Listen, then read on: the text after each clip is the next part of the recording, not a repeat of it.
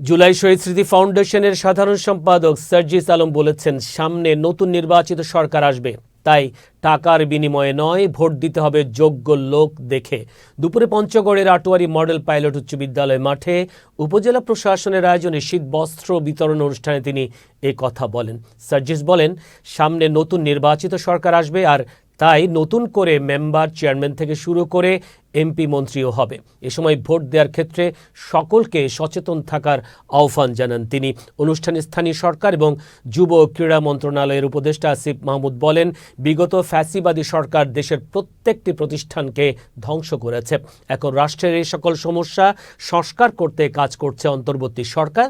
সংস্কার শেষে সরকার নির্বাচনের দিকে যাবে জানিয়ে আসিফ বলেন, দ্রুত নির্বাচনের জন্য এত মানুষ শহীদ হয়নি। এরপর থেকে টাকা ছাড়া কাজ করবে না, তাদের কথা সবার সামনে প্রকাশ্যে আনতে হবে এবং আমাদেরকে নিজেদের জায়গা থেকে একটা জায়গা আবার ভালো হইতে হবে।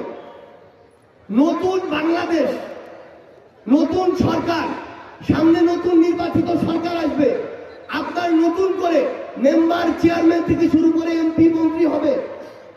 যেদিন ভোটটা হবে ওই দিন যেন জনগণ হিসেবে তার আগের দিন রাতে কয়েকশো কিংবা কয়েক হাজার টাকার বিনিময়ে আমরা কাউকে ভোটটা না দিয়ে দিই।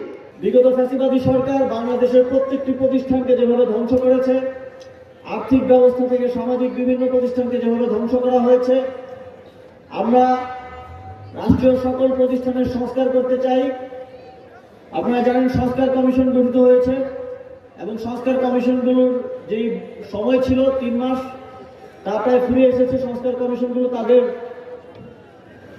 যে প্রস্তাবনা সেটা সরকারকে দেবে এবং সরকার স্টেক হোল্ডারদের সাথে কনসালটেশনের মাধ্যমে বৃহৎ সংস্কার কার্যক্রমে এগিয়ে যাবে।